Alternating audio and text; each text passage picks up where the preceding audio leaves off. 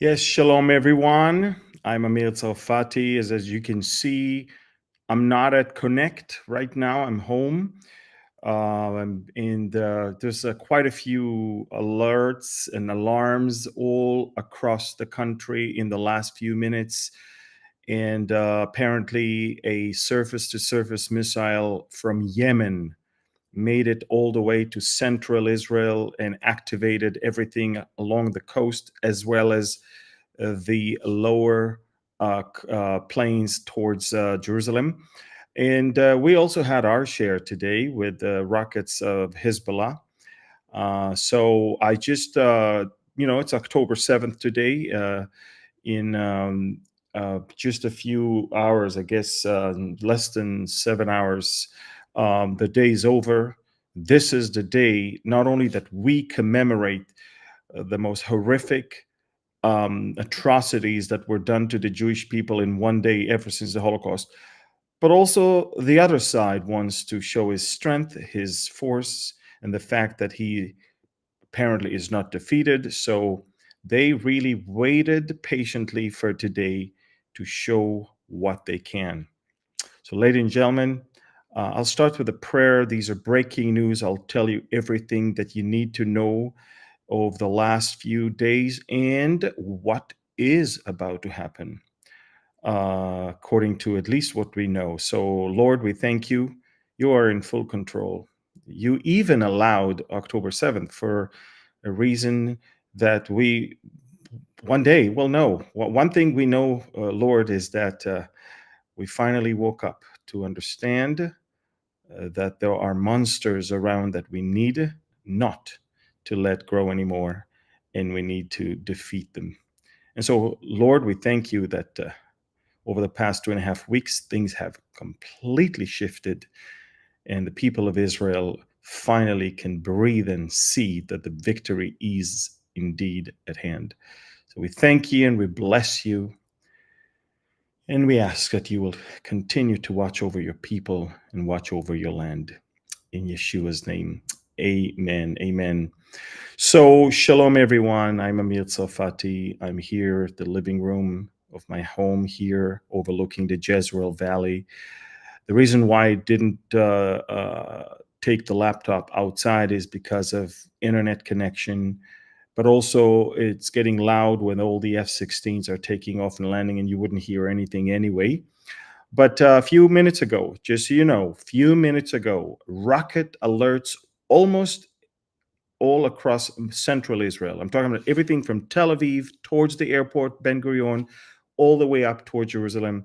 And that is, of course, because of a um, rocket that Yemen launched, the Houthis in Yemen launched. And I guess we're going to have to pay a visit to Hodeidah or Sana'a in the next few days. But the rocket was intercepted, thankfully. And the reason why there is such a widespread alert, even for one rocket, it's because this is a ballistic rocket and it is intercepted very high, and pieces of the interception might fall in a very large radius. So um, we don't want anyone to get hurt. And by the way, when you hear about or when you see explosions, not in the air but on the ground, they can actually be of two reasons. One, it's the actual rocket, and the rocket has not only explosive that creates blast, but also it has little iron pellets that literally sprays all around, and they can instantly kill people. But then there is the pieces of the interceptor. They contain no explosive, but they're just a piece of metal, and when it accumulates velocity as it falls from the sky, it can hit you and kill you also. And it can hit a car and cause the engine to explode. I mean, there are reasons why they tell us to run into the bomb shelter and to stay there for 10 minutes, because 10 minutes from the moment we know about the rocket, there's about a minute until the rocket gets here, and then the interceptors go in and then once there's a blast, it takes a few minutes for pieces, if there are pieces of interceptor, to fall, and they might kill you. So it's October 7th, and I will lie to you if I am not heartbroken. But ever since the beginning of the war, and I kept talking about it and I kept writing about it,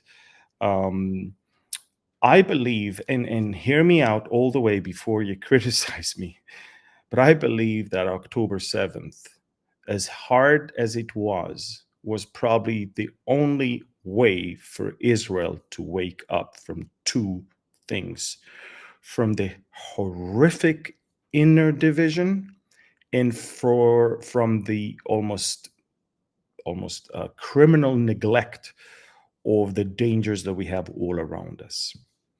And again, if you remember, October 7th of last year, Hamas, in 3 different waves, is pouring into Israel thousands of terrorist gliders, by trucks, by 4x4s, by motorcycles, by Toyota pickup trucks, and they storm, and by foot, of course, and by bicycles, and they storm. At first, they opened a few places along the fence, but then when they managed to successfully paralyze everything along the border, they actually had over 200 places along the fence where they could easily walk into Israel and back to Gaza.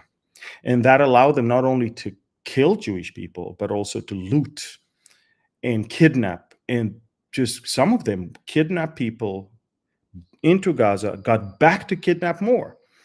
And that's why by the end of the day, 250 people were abducted. Some of them were already dead bodies, but yet they know that we care about that as well. So they took it, and they took them.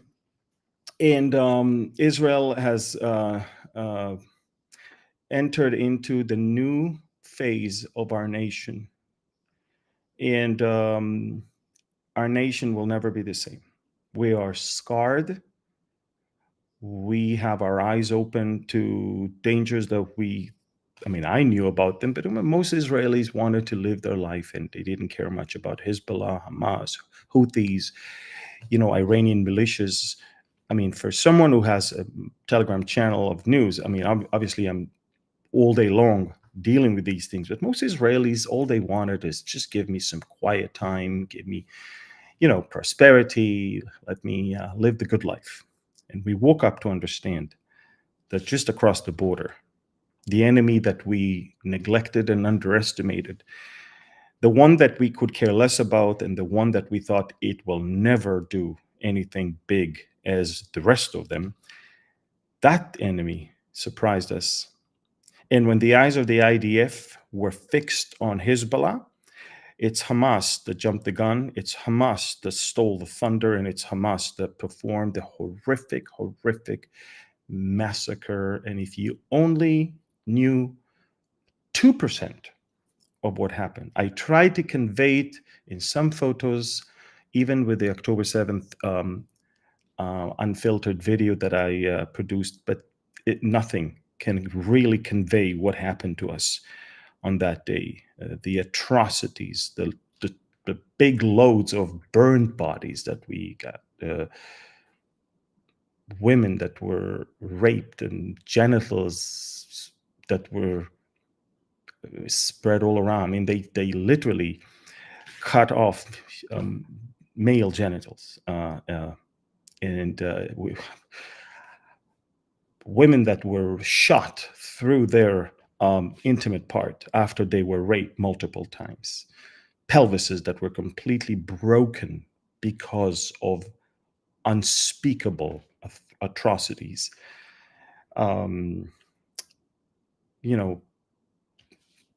People that were hugging each other as they were shot in the head or burned alive.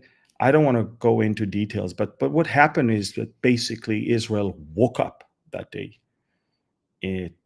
Nasrallah in Lebanon realized that somebody stole the thunder from him, and he felt that, okay, I need to do something. I can't let them have the glory all to themselves.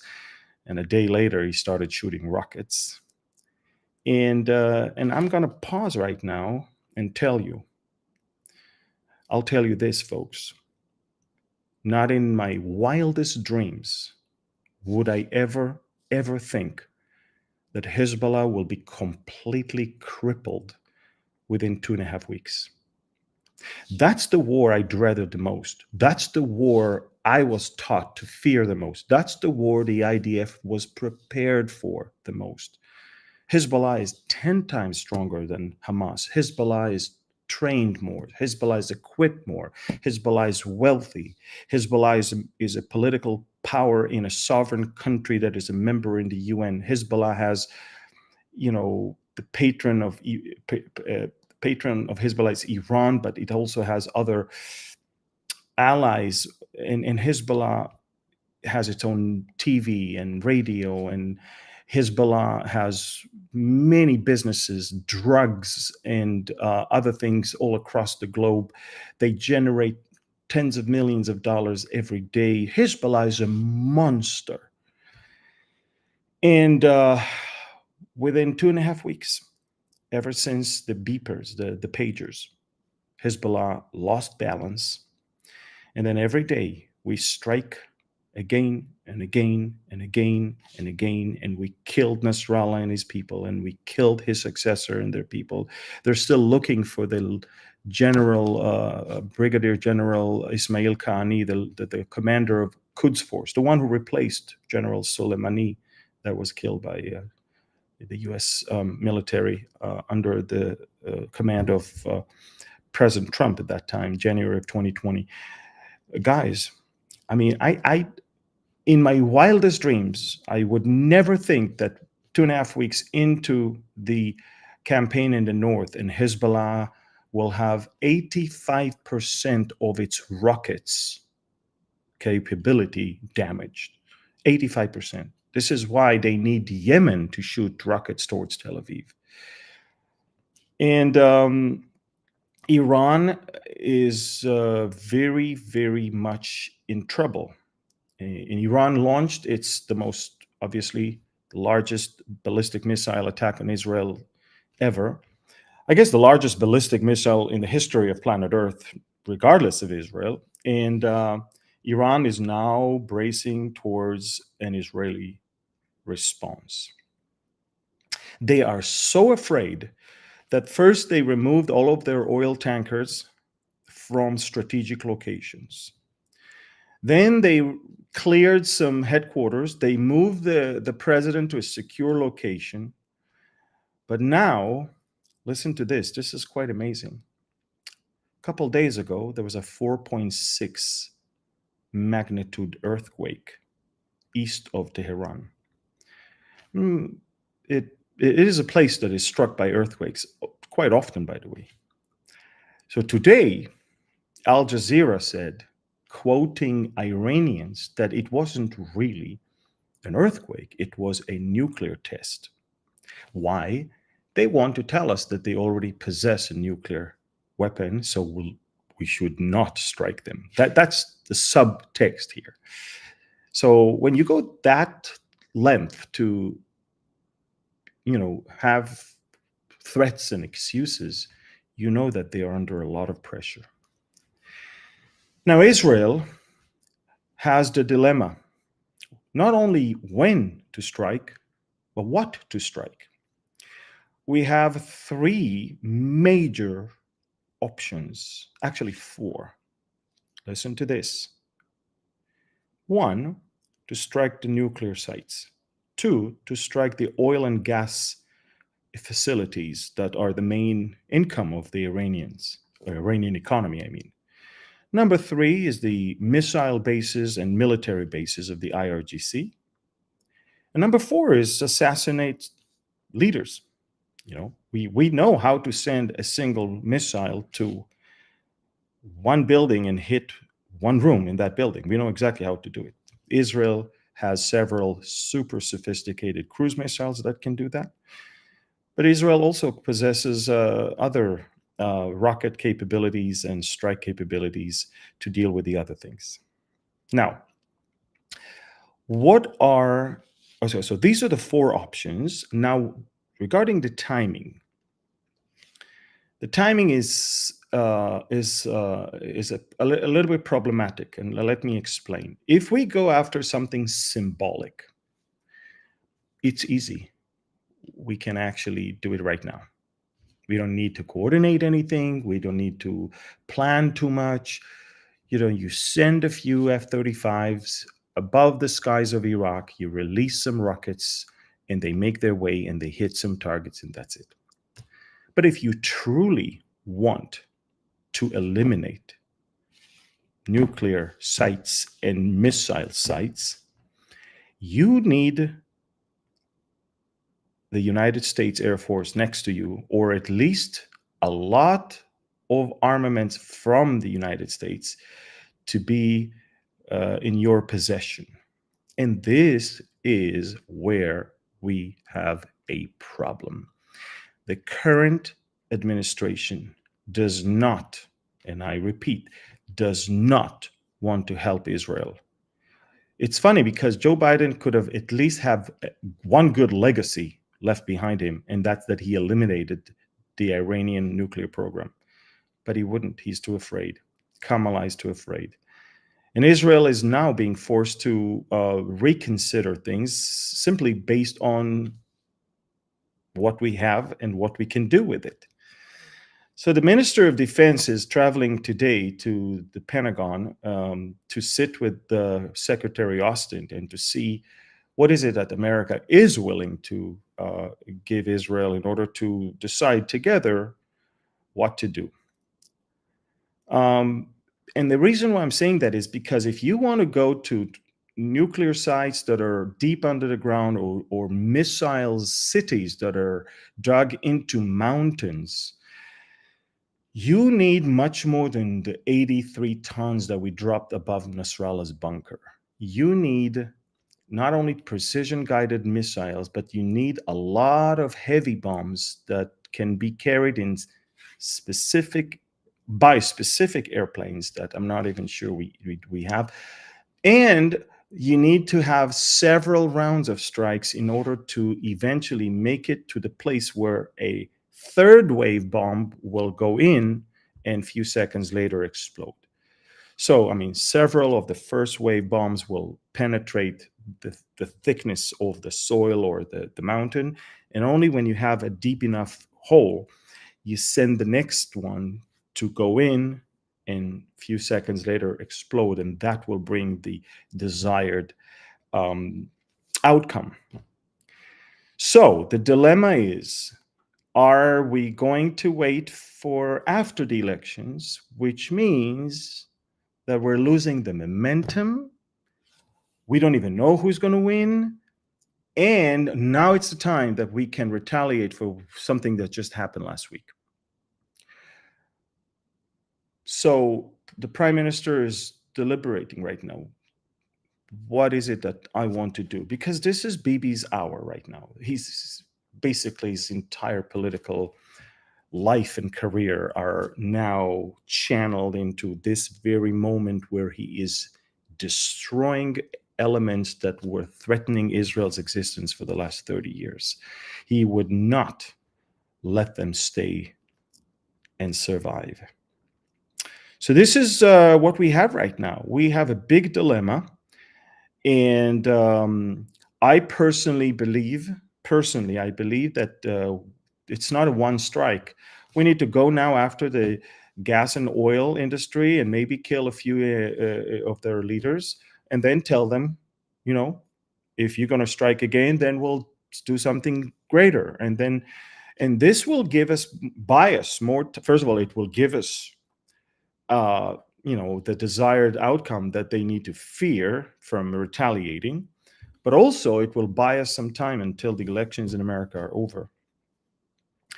And now I want to talk about the elections in America, because there is no starker difference. There's no amazing difference than on that issue of the Iranian nuclear sites. When Biden and Harris said, don't, and Trump said, this is what you need to destroy first and then do all the other things. I mean, the complete opposites.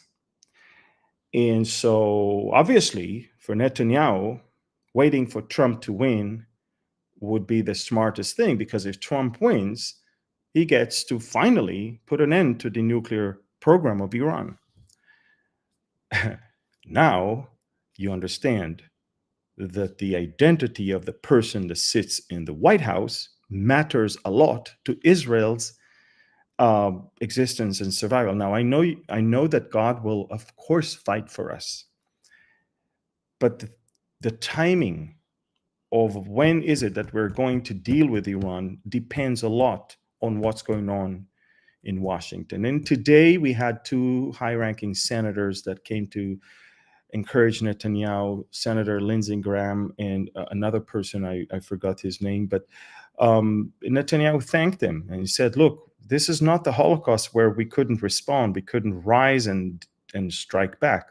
We're a strong country now. We rise and we strike back. And then Netanyahu added, with the help of the United States, we can do it. Which signaled to me the will of Netanyahu at this point to maybe wait with the nuclear sites until he gets the US to be fully on board with Israel and just do it together. I mean, we have the reason, we have the excuse, we have the opportunity. Now, just imagine to yourself if Iran would have possessed nuclear weapon already, what would those ballistic missiles attack could look like for Israel?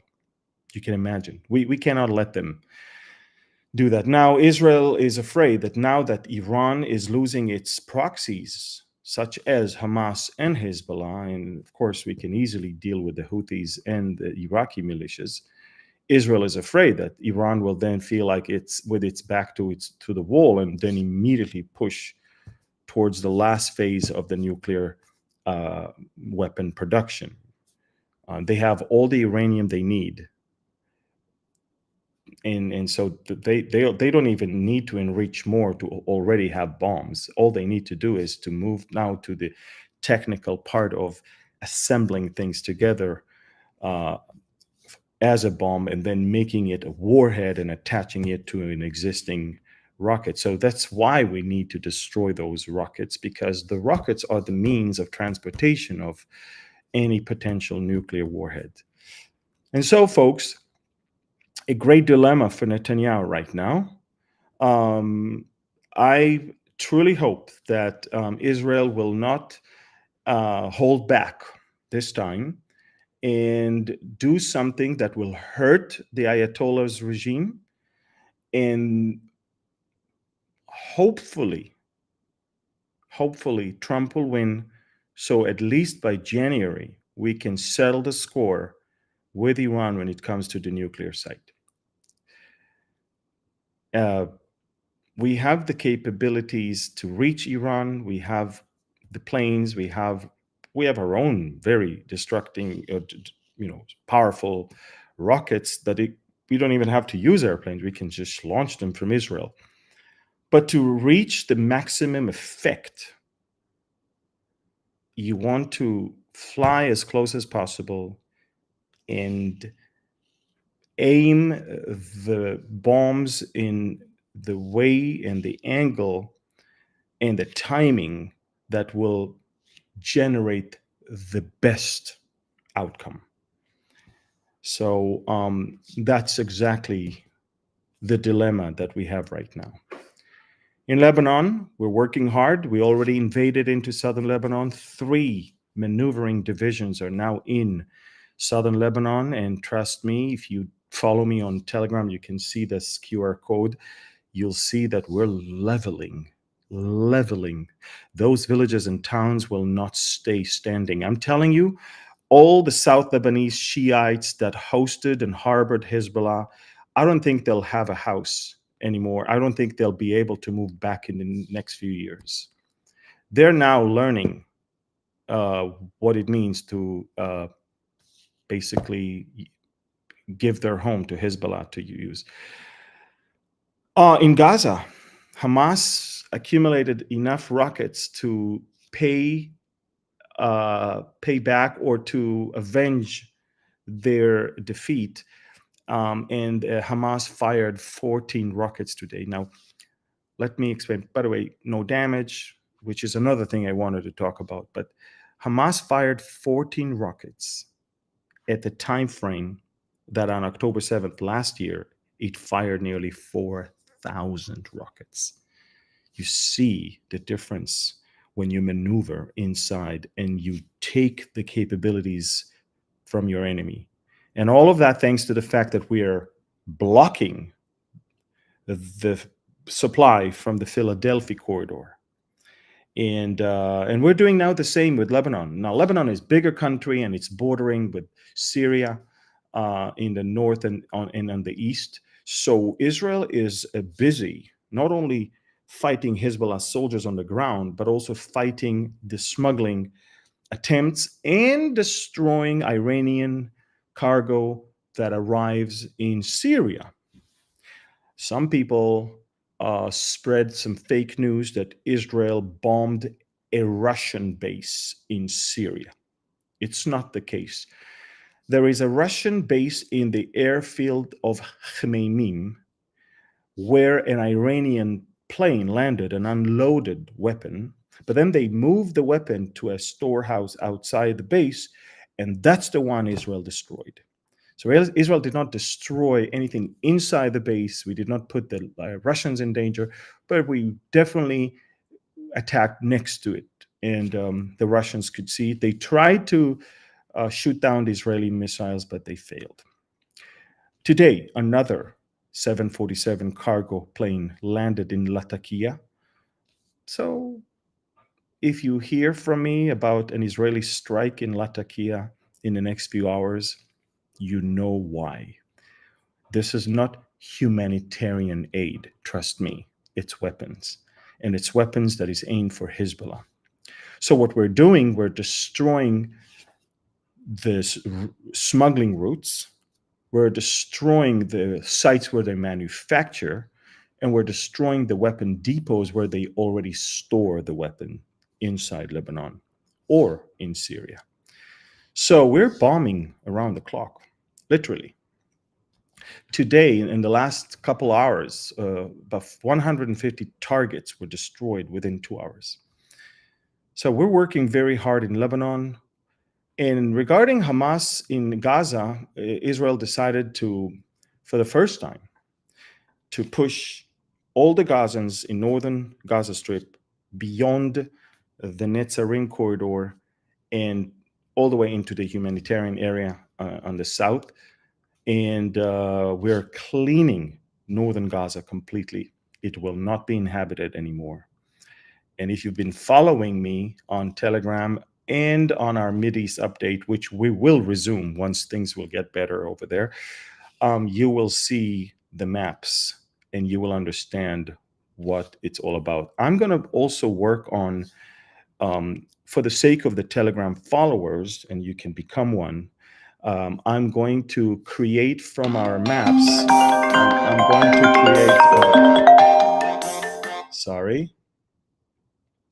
going to create some moving maps right there on Telegram, so it will educate you also.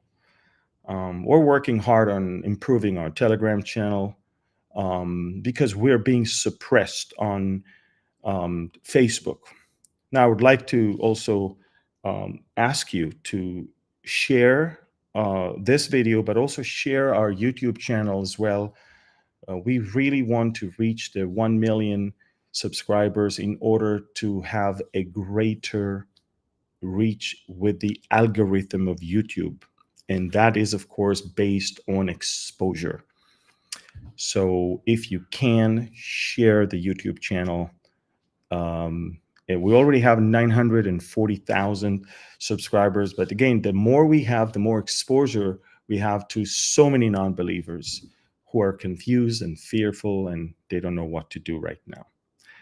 But also, folks, again, October 7th, I'll go back to to what I started with. October 7th may have been the only way for us to wake up. God has allowed it. It's a fact. And looking at the fact that we're still here and we're now stronger and we're now, almost completely destroyed our enemies from the north and from the south, it is obvious to me that God had allowed it, but God has it all covered.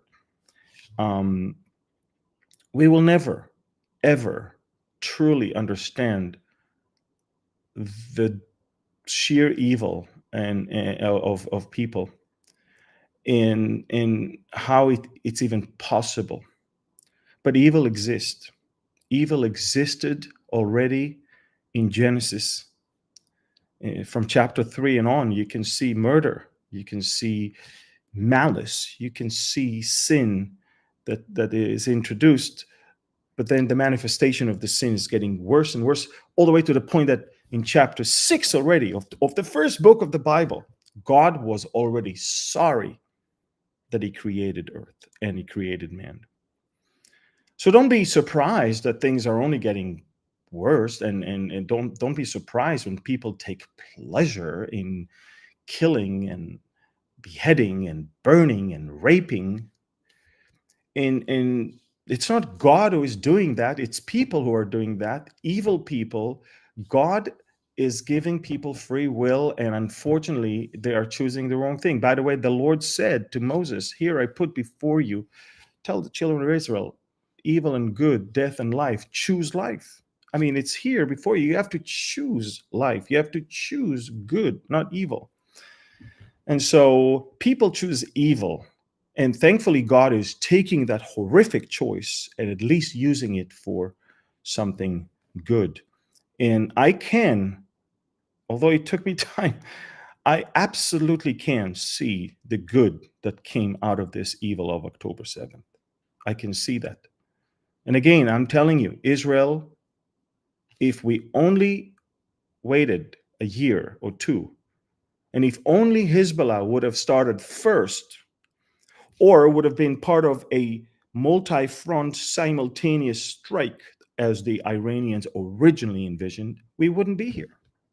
We wouldn't be here right now. I wouldn't be talking to you right now. Thank God that of all of them around us, it was Hamas that started it and not Hezbollah. And thank God that we were able to respond in a manner that eventually pushed them back, and within 5 days, we are the ones that are attacking Gaza. It was hard. Somebody described it this way: that was the only day Israel did not have an army. The only day the army was gone, and look what happened to us. Look what happened to us. I have a lot to say about our military and where it was and what happened and how the generals were so smug and so much into political stuff, and they underestimated our enemy and they overestimated our strength, and they were just so boastful and arrogant, and they acted against the prime minister because they were very politically motivated to make sure he won't stay there in power. And so I have a lot to say about what happened. But from the moment we were attacked, I learned to put everything aside. Okay, and I said, we'll take care of everything else later. Now we need to be together. Now we need to attack, and now we need to fight. And that's what we've been doing. And there are soldiers that have been in the battlefield for almost a year now. I mean, it's amazing, the dedication. This generation, we didn't think that they're that good. We thought it's a generation of video games. It's a generation of TikTok. It's a generation of YouTube. It's a generation of, wow, folks, it's a generation of lions. It's a generation of victors. It's a generation that once in a lifespan of a nation you can find. This war is by far the longest we've had, and it's the weirdest we've had. We don't even fight armies of countries here. We fight terror organizations that are hiding behind civilian population above the ground and under the ground. No country has ever been engaged in a war like that, ever. We are the barrier before all of this will come to the Western world. We are the shield for the Western world. F-16s taking off right now next to us. And so we're fighting that fight, and we don't care if people hate us or love us, if the French government or the president is going to give us weapon or not. We really don't care. The Israelis changed their hard disk. This is it. We understand it's a fight for our life. We get it. They want to kill us. They don't want to live next to us. They want to live instead of us. Do you hear them? And we're ready to go. We're ready to go. So in the next few days, you're going to hear about some big things related to Israel dealing with Iran. Israel is dealing with even Syria. Hear me out. You're going to be surprised. Maybe the way for us to reach Iran is actually via Syria. And remember, all of this has been already foretold and foreseen, and the Bible believers should not be surprised. We need to know that Iran will eventually be defeated now in order to then not trust its proxies to destroy us, but trust a bigger, stronger coalition to do that job. And when that bigger and stronger coalition consisted of Russia, Turkey, Iran, and others from Africa will come, it's not going to be the IDF. It's not going to be Netanyahu. It's not going to be some military general. It's going to be the Lord of hosts, the commander of the armies of heaven. The Lord himself will fight. It's going to be a supernatural victory that God is going to win for us, and the people of Israel will be astonished. But then the enemy will use it to deceive them, because they will think, wow, these are messianic periods. Wow, these are supernatural victories that we are experiencing here. And they will be longing for the Messiah, and before you know it, a world leader will rise and they will think he is the Messiah. They will sign a deal with him. He will allow them to build a temple.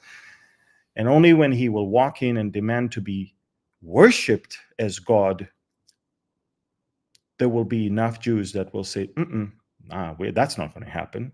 We don't think that you're God. And this is when the latter part of tribulation begin. God will keep a place for them in the desert for the last 3.5 years. And eventually, at the very end, Jesus will come and Israel will be saved as a nation. So we know what's going to happen. I'm watching things unfolding. I know we're going to defeat them right now. I know Iran will not lean on its proxies anymore. I know we're going to make them sorry for what they did. And I know that they will wait patiently for Russia to make a move. And Russia cannot make a move until America and Europe are weak enough to allow Russia to make that move. So there's a lot to expect, a lot that is going to happen. But remember, for those of you who think, okay, if America has to be out of the game, so maybe Kamala is going to win and we're done and all that. Maybe, but remember one thing: Israel has to be strong and safe and secure and prosperous for Ezekiel's war to start. And for that, I expect peace and prosperity to come after this war, and that can only come if there is someone who can broker a deal for us with Saudi Arabia and make some peaceful times here in the area. So I'm just thinking it could be very nice for us if Trump won, we destroy the nuclear sites, and Saudi Arabia then will say, okay, we're in. Where do we sign on a normalization deal? A lot of good stuff is ahead, but with the good comes a lot of pain and sorrow to see soldiers falling and rockets falling and injuring people. And this is the last thing I want to say, and it will be done. And this is the most important thing. So don't run away. If you take all the rockets that fell on Israel since the beginning, and you take all the ballistic missiles that fell on Israel from Iran also twice, and you accumulate all of their power to kill, and then you see how many Israelis were killed from rockets, it doesn't even make sense. Just like the birth of Israel didn't make sense to people, the survival of Israel doesn't make sense. It doesn't make sense. What makes sense is the fact that prayers work. The effective and fervent prayer of the righteous avails much.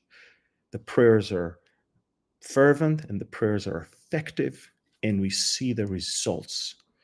More than weapons from France or from America or from England or from Germany, we need prayer warriors. And this is where you play an amazing job. I'm called to tell you that your prayers are more effective than weapons that America can give Israel, than weapons that France or Germany or England can give Israel. This is it, folks. And so I'm asking you not ever to think that when 2 or 3 meet together and pray, don't ever think that it is not powerful. It is. It's very powerful. So thank you.